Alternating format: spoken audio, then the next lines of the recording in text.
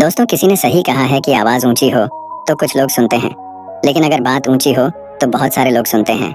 नमस्कार दोस्तों, Bodhi thinks by YouTube channel में आपका दिल से स्वागत है। एक छोटी सी कहानी।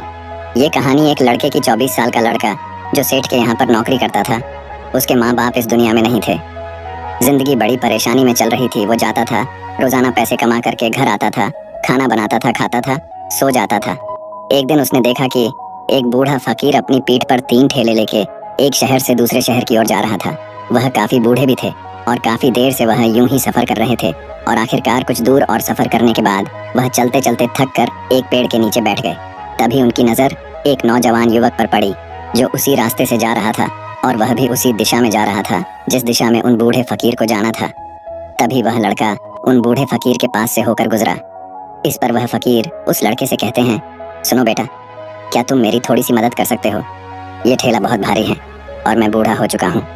मैं ज्यादा समय तक इनका बोझ नहीं उठा सकता और मैं बहुत थक भी चुका हूँ। तो क्यों ना तुम मेरे एक ठेले को ले लो और मुझे उस दूसरे गांव तक पहुँचा दो। इसके बदले में मैं तुम्हें 3 स्वर्ण मुद्राएं दूंगा। वह लड़का उन फकीर की सारी बातें सुनता है और उन फकीर से कहता है, कोई बात नहीं बाबा, मैं आपकी मदद करने के लिए तैयार हूँ। कहिए आपको कहाँ जाना है? ऐसा कहकर उस लड़के ने उन फकीर का एक ठेला उठा लिया और अपने कंधे पर ले लिया। तभी उस जवान लड़के को यह एहसास हुआ कि यह ठेला तो सचमुच बहुत भारी है। वह लड़का और फकीर दोनों रास्ते में आगे की ओर बढ़ चले। कुछ दूर आगे चलने के बाद देखते ही देखते वह गांव खत्म होने लगा और अब एक सुनसान रास्ता आगे की ओर जा रहा था। वे दोनों अपने मार्ग में मस्त होकर आगे की ओर बढ़ रहे थे। जब भीड़ से पूरी तरह से अलग हो गए तो वह लड़का उन फकीर से कहता है, बाबा, इस ठेले में आखिर ऐसा क्या रखा है जो यह ठेला इतनी वजन है? इस पर वह फकीर आदमी उस लड़के को जवाब देते हुए कहते हैं, कुछ नहीं बेटा, बस इसमें तांबे के कुछ सिक्के भरे हुए हैं, इसी कारण यह ठेले में बहुत वजन है। उन फकीर की यह बात सुनकर वह लड़का मन ही मन सोचने लगा, लगता है ये बाबा जरूर कोई व्यापारी है, तभी तो इतने सारे तांबे के सिक्के लेकर चल रहे हैं। और फिर तभी उसके मन में एक ख्याल आया कि मुझे क्या करना है। मुझे तो खाली यह ठेला दूसरे गांव तक पहुंचा है, बस इतना ही। जैसे ही उसके मन में यह ख्याल आया, उसने तांबे के सिक्कों का वह ख्याल मन से निकाल दिया और अपनी धुन में मस्त होकर वह आगे की ओर चलने लगा। चलते चलते कुछ और समय बीता और वे दोनों एक नदी के किनारे जा पहुंचे। वह लड़का हट्टा कट्टा था और काफी चुस्त और तंदुरुस्त भी था, इसलिए वह बिना सोचे समझे उस नदी में उतर जाता है। किंतु वह फकीर अब भी किनारे पर ही खड़े थे। इस पर वह लड़का उन फकीर से कहता है, क्या हुआ बाबा, चलिए आइए, हमें यह नदी पार करनी होगी, तभी तो हम उस गांव तक पहुंच पाएंगे। इस पर वह फकीर उस लड़के से कहते हैं, मैं जानता हूँ बेटा कि हमें यह नदी पार करनी ही होगी, लेकिन जैसा कि तुम जानते हो मैं अब बूढ़ा हो चुका हूँ और 2-2 ठेले लेकर मैं यह नदी पार नहीं कर सकता। कहीं मेरा पाँव फिसल गया तो क्या होगा? क्या तुम मेरी एक और गठरी ले सकते हो? मैं तुम्हें इसके बदले भी 3 स्वर्ण मुद्राएं दूंगा। इस पर वह लड़का मुस्कुराते हुए उन फकीर से कहता है, बाबा, आप मुझे शर्मिंदा कर रहे हैं। यदि आप मुझे स्वर्ण मुद्राएं ना भी दें तो भी मैं आपका कार्य अवश्य करूंगा। मैं आपको उस दूसरे गांव तक जरूर पहुंचाऊंगा। इस पर वो फकीर मुस्कुराते हुए उस लड़के से कहते हैं, बेटा, तुम तो बड़े ही भले इंसान लगते हो। इतना कहकर उन्होंने वह दूसरी गठरी भी उस लड़के को थमा दी। उस लड़के ने जब वह दूसरी गठरी अपने कंधे पर रखी तो वह गठरी भी उसे बहुत ज्यादा भारी लगी, लेकिन उसने वहां पर कुछ नहीं कहा। जैसे तैसे उन दोनों ने नदी पार की। नदी पार करने के बाद बातों बातों में ही उस लड़के ने उन फकीर से कहा, बाबा, आखिर इस दूसरी गठरी में क्या है? ये गठरी भी बहुत वजन है। इस पर वह फकीर उस लड़के को जवाब देते हुए कहते हैं, बेटा, इसमें चांदी के सिक्के हैं, इसी कारण यह गठरी भी बहुत वजन है। उन फकीर की यह सारी बातें सुनकर अब उस लड़के का दिमाग तेजी से काम करने लगा था। वह यह सोच रहा था कि एक ठेले में तांबे के सिक्के हैं और दूसरी में चांदी के। ऐसा प्रतीत होता है मानो यह फकीर बाबा कहीं दूर से आ रहे हैं और उन्होंने अपनी सारी जमीन जायदाद बेचकर ये सारे सिक्के इकट्ठे किए हैं, तभी तो वह इतना धन लेकर चल रहे हैं। लेकिन वह लड़का उन फकीर से कुछ नहीं कहता और वे दोनों चुपचाप मार्ग में आगे की ओर बढ़ते चले जाते हैं। कुछ दूर आगे बढ़ने के बाद एक बार फिर एक सुनसान राह आती है। उस सुनसान रास्ते को देखते ही उस लड़के के मन में तरह तरह के विचार उत्पन्न होने लगे। वह यह सोचने लगा, अरे, यह तो सुनसान जगह है। अगर मैं यह सिक्के लेकर यहाँ से भाग जाऊं तो यह फकीर मुझे कब तक दौड़ाएंगे? मुझे नहीं लगता कि मुझे कभी पकड़ पाएंगे और यहाँ पर कोई है भी नहीं जो इनकी मदद कर पाए। और वैसे भी ये बहुत सारे सिक्के हैं, मैं इनसे एक अच्छी दुकान खरीद सकता हूँ, अपना नया व्यापार शुरू कर सकता हूँ। और वैसे भी ये बूढ़ा फकीर अब इन पैसों का क्या करेगा? इससे अच्छा तो मैं ही इन्हें रख लेता हूँ। वह लड़का यह सब बारे में सोच ही रहा था तभी अचानक उसे खुद पर आश्चर्य हुआ। अरे मैं यह क्या सोच रहा हूँ, ये फकीर बाबा न जाने कहाँ से आ रहे हैं और क्या खोज करके इन्होंने इतने सारे पैसे इकट्ठा किए होंगे। मुझे इनका फायदा नहीं उठाना चाहिए। नहीं नहीं, मुझे ऐसा नहीं करना चाहिए। उसने कुछ देर के लिए तो अपने मन के विचारों को काबू कर लिया, लेकिन कुछ देर बाद उसके मन के विचार उस पर देखते ही देखते हावी होने लगे। वह लड़का 2 ठेले लेकर उन फकीर के पीछे पीछे चल रहा था और कुछ दूर आगे चलने के बाद एक पहाड़ी आई। इस पर वह फकीर बाबा उस लड़के से कहते हैं, बेटा यह पहाड़ी मैं नहीं चढ़ पाऊंगा। मैं काफी बूढ़ा हो चुका हूँ और मेरे घुटनों में भी दर्द रहता है। यदि तुम मेरी तीसरी गठरी भी ले लो तो मैं तुम्हें 3 और स्वर्ण मुद्राएं दूंगा, लेकिन याद रखना इसे कहीं गिराना मत, कहीं ये गठरियां खुल ना जाए। इस पर वह लड़का उन फकीर से कहता है, क्यों बाबा, आखिर इसमें ऐसा क्या है? इस पर वह फकीर उस लड़के से कहते हैं, बेटा इसमें स्वर्ण मुद्राएं हैं। यह सुनकर वह लड़का मन ही मन बहुत प्रसन्न हुआ। उसने चुपचाप वह गठरी भी उन फकीर से ले ली और देखते ही देखते वे दोनों मार्ग में आगे की ओर बढ़ने लगे। अब वह फकीर बिना कोई वजन लिए हुए आराम से पहाड़ की चढ़ाई पर चढ़ रहे थे, किंतु वह नौजवान लड़का जो पीछे था वह वजन के कारण बहुत धीरे धीरे चल पा रहा था। लेकिन जब से उसने सोने का नाम सुना था उसका मन तो छलांग मार रहा था। वह मन ही मन सोच रहा था, अगर मुझे यह सारा धन मिल जाए तो मेरा पूरा जीवन तो आराम से कट जाएगा। वैसे भी यह बाबा तो बूढ़े हो चुके हैं, भला इन्हें इतने पैसों की क्या जरूरत है, इनका जीवन तो वैसे भी कट चुका है। मैं एक काम करता हूँ, यह सारे पैसे लेकर यहाँ से भाग जाता हूँ। लड़के के मन में अनगिनत विचार उठ रहे थे। लड़के का मन अब उसकी बुद्धि पर पूरी तरह से हावी हो चुका था और उस लड़के का मन अपनी बात को सही साबित करने के लिए उससे कुछ भी कह रहा था। और तभी उस लड़के के मन में एक और विचार उत्पन्न हुआ और अब की बार वह लड़का यह सोच रहा था, लगता है यह फकीर बाबा कोई चोर है, वरना इनके पास इतनी सारे स्वर्ण मुद्राएं कहाँ से आएंगे। अगर यह कोई व्यापारी होते तो भला यह इस तरह से पैदल यात्रा तो नहीं करते, और अगर इनके पास इतने सारे पैसे थे तो यह कोई ना कोई साधन भी तो अवश्य कर सकते थे। लगता है यह कोई चोर है और चोर से चोरी करने में भला क्या बुराई है। यह सोचता हुआ वह लड़का अब उन फकीर से तेजी से आगे की ओर बढ़ रहा था और देखते देखते वह फकीर से आगे भी निकल चुका था। और वह यह सोच रहा था कि जैसे ही इस पहाड़ की ढलान आएगी मैं 3 गठरियां लेकर भाग जाऊंगा। इससे ये सारे पैसे मेरे हो जाएंगे और मेरी गरीबी भी हमेशा हमेशा के लिए दूर हो जाएगी।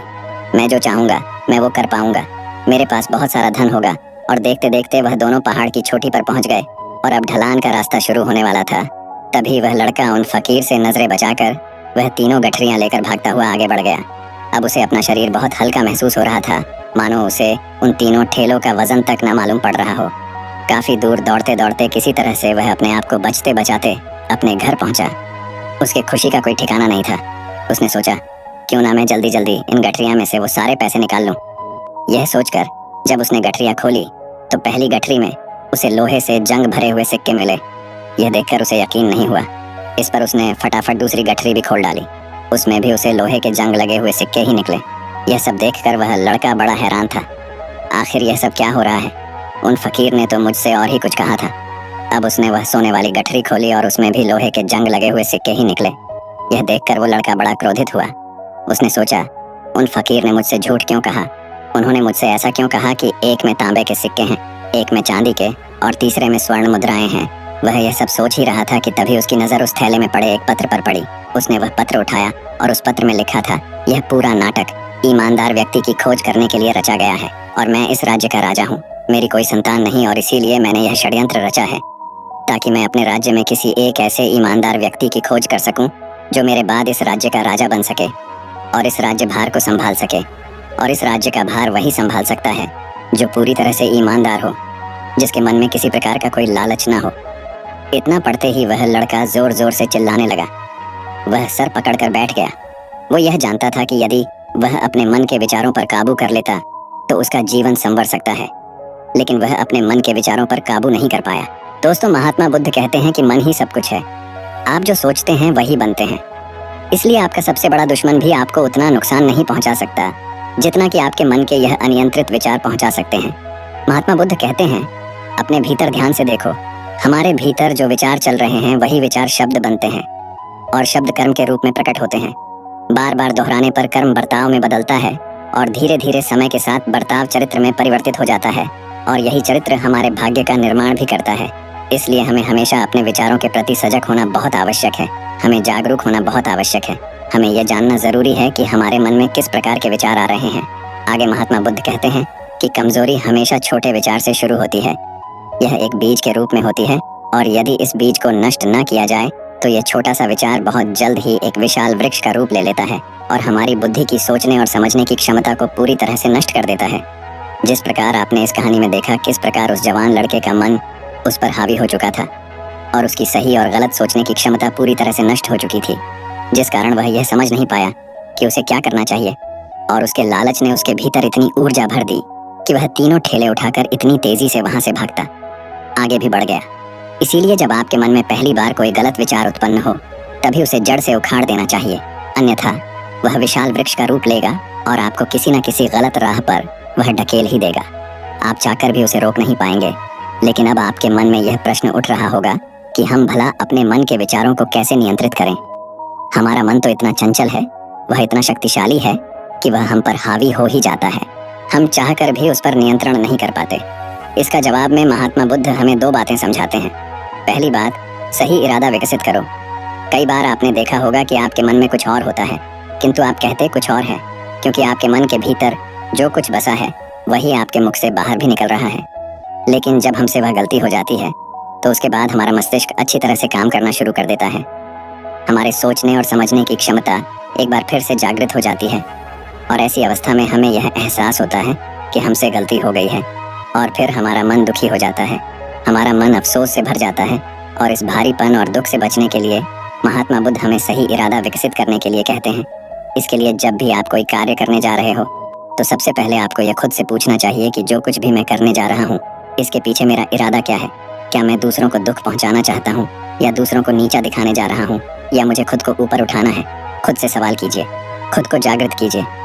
जब आप इरादों के प्रति सचेत होने लगेंगे, जब आप विचारों के प्रति सजग होने लगेंगे, तभी आपके भीतर सकारात्मक ऊर्जा का प्रवाह होगा।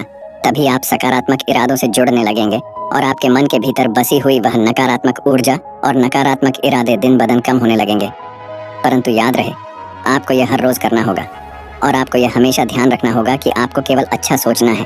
आपके इरादे हमेशा अच्छे होने चाहिए, तभी आप दुख और तकलीफों से बच सकते हैं। अन्यथा आप इसी तरह से दुख और तकलीफों में घिरे ही रहेंगे और आप कभी इससे निकल नहीं पाएंगे। दूसरी बात, मन के प्रति सजगता विकसित करो, जिससे आपका मन देखते देखते शांत होगा और आपके मन के भीतर बसी हुई वह नकारात्मक ऊर्जा, नकारात्मक विचार खत्म होने लगेंगे और आप शांति की ओर आगे बढ़ेंगे। और आपको इसके लिए बस इतना ही करना है कि इस पल में जो कुछ भी हो रहा है, आपकी आंखों के सामने आपके भीतर जो कुछ भी जैसा भी चल रहा है, बस उसे देखते रहना है। अपने मन के अच्छे बुरे विचार, अपनी भावनाएं और अपनी यादों पर बिना प्रतिक्रिया दिए उन्हें केवल देखते रहना है, जिससे आपके मन के सारे विचार देखते ही देखते खत्म होने लगेंगे। आपका मन खाली होने लगेगा और आप नकारात्मक विचारों से न सोच से बच सकते हैं और आप इन दुख और तकलीफों से भी दूर रह सकते हैं। इसीलिए महात्मा बुद्ध कहते हैं, जो स्वयं को देखता है वही सबसे बड़ा तपस्वी है। अर्थात जो अपने मन में चल रहे उन विचारों को बिना प्रतिक्रिया दिए हुए केवल देखता है और उन पर कोई भी प्रतिक्रिया नहीं करता, बस उन्हें देखता और समझता है। वास्तविकता में वही मन पर नियंत्रण भी कर सकता है और वही अपना जीवन सुखी और खुशहाली तौर पर जी सकता है। इसलिए यदि आप भी अपने जीवन को सुखी और खुशहाल बनाना चाहते हैं तो आपको सबसे पहले अपने मन पर नियंत्रण साधना ही होगा, अपने मन को खाली करना ही होगा, अपने मन के विचारों के प्रति आपको सजग होना ही होगा। दोस्तों, उम्मीद है कि आपने आज की इस वीडियो से ज़रूर कुछ ना कुछ सीखा होगा। तो इस वीडियो को लाइक और अपने दोस्तों के साथ शेयर भी ज़रूर कीजिएगा और हमें ऐसे ही सपोर्ट करने के लिए चैनल को सब्सक्राइब और घंटी बटन को ज़रूर दबा दीजिएगा। चलिए मिलते हैं फिर अगली वीडियो में, तब तक के लिए अपना ख्याल रखें। धन्यवाद और नमो बुद्धाय।